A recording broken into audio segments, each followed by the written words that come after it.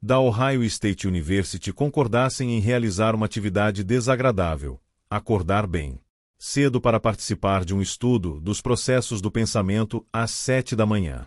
Ao convocarmos uma amostra de estudantes, de cara informamos a eles a hora inicial. Apenas 24% se dispuseram a participar. Porém, quando convidamos uma segunda amostra de estudantes, usamos a técnica da bola baixa. Primeiro perguntamos se queriam participar de um estudo dos processos de pensamento. Só depois que responderam, 56% deles positivamente, mencionamos a hora inicial e demos a chance de mudarem de ideia. Nenhum deles mudou. Além disso, fiéis ao compromisso de participar, 95% dos estudantes do grupo chegaram ao local indicado às 7 da manhã conforme prometeram. Sei que isso aconteceu porque recrutei 2 auxiliares de pesquisa para estarem no local naquela hora conduzindo os experimentos de processos de pensamento e anotando os nomes dos estudantes que compareceram. 4. É impressionante a capacidade da tática da bola baixa de fazer com que uma pessoa se sinta satisfeita com uma escolha ruim. E os maiores fãs da técnica são aqueles que só dispõem de opções ruins para nos oferecer, em situações sociais, pessoais ou de negócios. No caso do meu vizinho Tim, por exemplo, que conseguiu reatar o namoro com Sarah, ele prometeu mudar seu comportamento mas não cumpriu sua promessa. Mesmo assim, Sarah se tornou mais dedicada a ele do que nunca, porque, segundo ela mesma diz, pôde se permitir enxergar todas as qualidades positivas de Tim que antes não reconhecia. Sei que Sarah caiu no mesmo truque que os clientes da concessionária. Como os novos atrativos que passou a ver em Tim são bastante reais para ela, Sarah agora parece satisfeita com o mesmo esquema que era inaceitável antes de seu enorme comprometimento. Defender o interesse coletivo. Dependendo dos motivos da pessoa que deseja usar as técnicas de persuasão discutidas neste livro, qualquer uma delas pode ser empregada para o bem ou para o mal. Não deve surpreender, portanto, que a técnica da bola baixa seja usada com propósitos socialmente mais benéficos do que vender carros novos ou reatar relacionamentos. Um projeto de pesquisa realizado em Iowa, Palak, Cook e Sullivan, 1980, por exemplo, mostra como o procedimento da bola baixa pode influenciar cidadãos a poupar energia. O projeto começou no início do inverno, quando os moradores que aqueciam seus lares com gás natural foram abordados por um entrevistador. Este forneceu algumas dicas de conservação de energia e pediu que tentassem poupar combustível no futuro. Embora todos concordassem em tentar, quando os pesquisadores examinaram o consumo daquelas famílias após um mês, e de novo, ao final do inverno, ficou claro que nenhuma economia real ocorrerá. Os moradores que haviam prometido tentar economizar consumiram tanto gás natural quanto uma amostra aleatória de seus vizinhos que não haviam sido abordados. Boas intenções combinadas com informações sobre economia de energia não foram suficientes para mudar os hábitos. Mesmo antes do início do projeto, Palak e sua equipe de pesquisa haviam reconhecido que algo mais seria necessário para mudar os padrões arraigados de consumo de energia. Assim, tentaram um procedimento ligeiramente diferente com uma amostra semelhante de usuários de gás natural. Aquelas pessoas também foram abordadas por um entrevistador, que forneceu dicas de economia de energia e pediu que evitassem desperdícios. Para essas famílias, porém, o entrevistador ofereceu algo mais. Os moradores que concordassem com o pedido teriam seus nomes divulgados em artigos num jornal, listados como cidadãos de espírito coletivo poupadores de energia. O efeito foi imediato. Um mês depois, quando as empresas de gás verificaram os medidores, os moradores daquela amostra haviam poupado em média 12 metros cúbicos de gás natural por residência. A possibilidade de ver seus nomes no jornal tinha motivado aquelas pessoas pelo período de um mês. Depois o tapete foi puxado. Os pesquisadores retiraram a razão que inicialmente levou as pessoas a economizar gás. Cada família a qual haviam prometido publicidade recebeu uma carta informando que não seria mais possível divulgar seu nome. Ao final do inverno, a equipe de pesquisa examinou o efeito da carta sobre o consumo de gás natural daquelas famílias. Teriam retornado aos seus antigos hábitos perdulários quando a chance de aparecer no jornal foi removida? Nada disso. Para cada um dos meses restantes de inverno, aquelas famílias economizaram mais gás do que durante o período em que pensaram que seriam publicamente elogiadas. Em termos de porcentagem de energia poupada, haviam economizado 12,2% de gás durante o primeiro mês porque esperavam ver seus nomes no jornal. Porém, após a chegada da carta informando o contrário, não retornaram aos seus níveis anteriores de consumo de energia. Em vez disso, aumentaram sua economia para um nível de 15,5% pelo resto do inverno. Embora jamais possamos estar totalmente seguros dessas coisas, uma explicação para seu comportamento persistente se apresenta de imediato. Aquelas pessoas haviam sido induzidas, pela técnica da bola baixa, a um compromisso de economia mediante uma promessa de publicidade no jornal. Uma vez assumido, ele começou a gerar seu próprio reforço.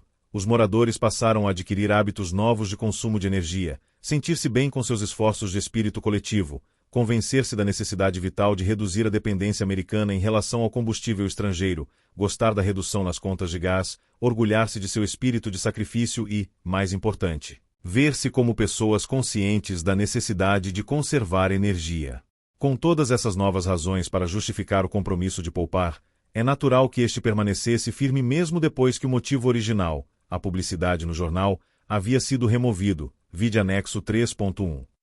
Por incrível que pareça, quando o fator publicidade se tornou indisponível, aquelas famílias não apenas mantiveram o esforço de poupar combustível, mas o aumentaram. Várias interpretações poderiam ser oferecidas para esse empenho ainda maior, mas tenho uma favorita. De certo modo, a oportunidade da publicidade no jornal havia impossibilitado os moradores de se responsabilizarem plenamente por seus compromissos conservacionistas. De todos os motivos apoiando a decisão de poupar energia, foi o único com origem externa, o único que impedia que os moradores pensassem que estavam poupando gás porque acreditavam naquilo. Assim, a chegada da carta cancelando a promessa de publicidade removeu o único obstáculo à sua imagem como cidadãos preocupados em poupar energia. Essa autoimagem nova e incondicional os levou a patamares ainda maiores de economia. Assim como Sarah, parece que se comprometeram com uma escolha por meio de um incentivo inicial e aumentaram ainda mais a dedicação após o incentivo ter sido removido. 5. Anexo 3.1 Técnica da bola baixa para o longo prazo. Nesta ilustração da pesquisa de energia de Iowa, podemos ver como o esforço inicial pela economia de gás se baseava na promessa de publicidade, no topo. Em pouco tempo, esse compromisso fez surgirem espontaneamente novos apoios, permitindo à equipe de pesquisa lançar sua bola baixa, no meio. A consequência foi um nível persistente de economia que se manteve firme sobre as próprias pernas depois que o incentivo inicial da publicidade foi derrubado, embaixo. Defesa. A única defesa eficaz contra as armas de influência corporificadas nos princípios combinados do compromisso e da coerência é uma consciência de que, embora a coerência costume ser positiva, até vital, existe uma variedade tola e rígida a ser evitada.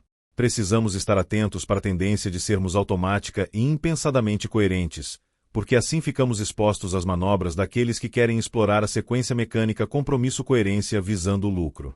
Já que a coerência automática é tão útil, permitindo quase sempre uma forma de comportamento econômica e apropriada, não podemos decidir eliminá-la de nossa vida. Os resultados seriam desastrosos. Se, em vez de nos comportarmos automaticamente movidos pelas decisões e ações anteriores, parássemos para refletir sobre os méritos de cada ação nova antes de realizá-la, jamais teríamos tempo para alcançar algo significativo.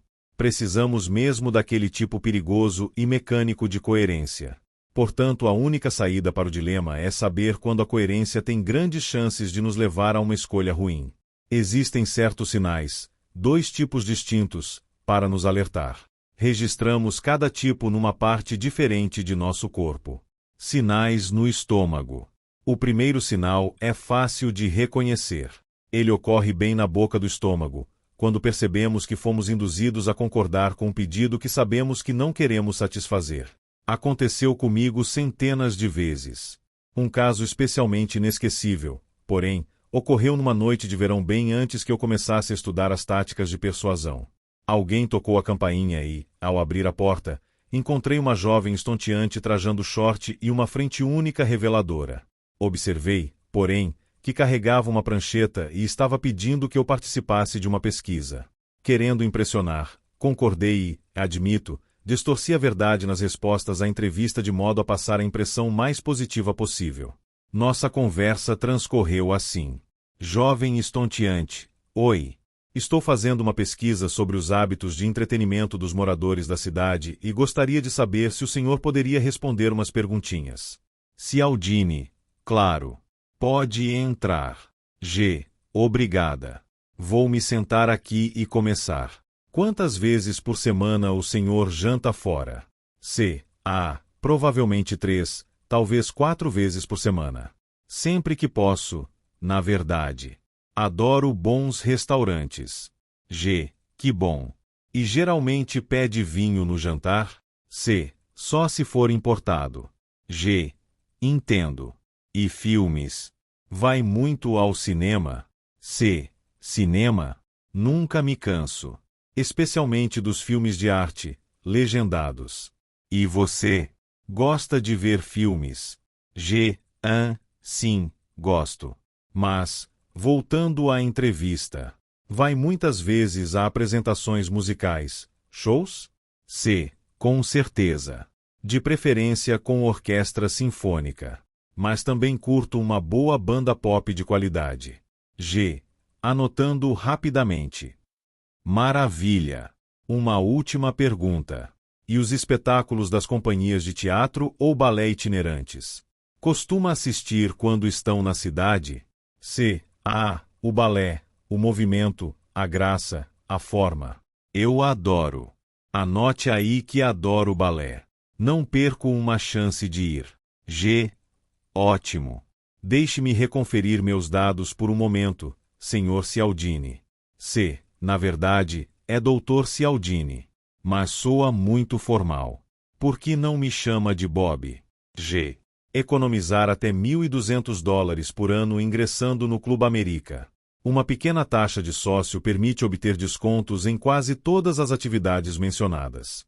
Com certeza alguém com uma vida social tão intensa como o senhor gostará de aproveitar a incrível economia que nossa empresa pode oferecer em todas as coisas que acabou de citar. C. Preso na ratoeira. Bem, acho que sim. Lembro que senti meu estômago contrair enquanto eu balbuciava minha concordância. Era um claro alerta ao meu cérebro. Ei, você está sendo manipulado. Mas eu não conseguia ver uma saída. Havia sido encurralado por minhas próprias palavras. Recusar a oferta àquela altura significaria enfrentar duas alternativas desagradáveis. Se eu tentasse me safar afirmando que não era realmente o homem sofisticado que aleguei ser durante a entrevista, ficaria com imagem de mentiroso. Se tentasse me esquivar sem aquela alegação, pareceria um idiota por não querer economizar $1.200. Comprei o pacote de entretenimento, mesmo sabendo que eu havia sido enganado. A necessidade de ser coerente com o que eu já tinha dito me colocou numa cilada. Isso já não acontece mais. Hoje costumo dar ouvidos ao estômago e descobri um modo de lidar com as pessoas que tentam aplicar o princípio da coerência contra mim. Apenas digo exatamente o que estão fazendo. Essa tática se tornou o meu contra-ataque perfeito. Sempre que meu estômago diz que eu seria um idiota se concordasse com determinado pedido apenas por querer ser coerente com o compromisso anterior a que fui induzido, transmito essa mensagem ao solicitante. Não tento negar a importância da coerência.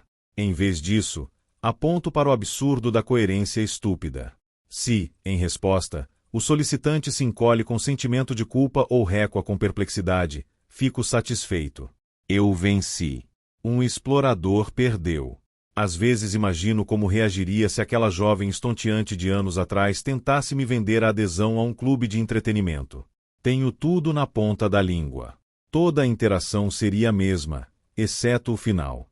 G. Com certeza alguém com uma vida social tão intensa como o senhor gostará de aproveitar as incríveis economias que nossa empresa pode oferecer em todas as coisas que acabou de citar. C. Com muita segurança, nada disso. Veja bem, reconheço o que aconteceu aqui. Sei que sua história de realizar uma pesquisa não passa de um pretexto para fazer com que as pessoas revelem com que frequência costumam sair e que, sob tais circunstâncias, existe uma tendência natural a exagerar. E me recuso a permitir ser aprisionado numa sequência mecânica de compromisso e coerência quando sei que está me levando na direção errada. Nada de cliques, um comigo.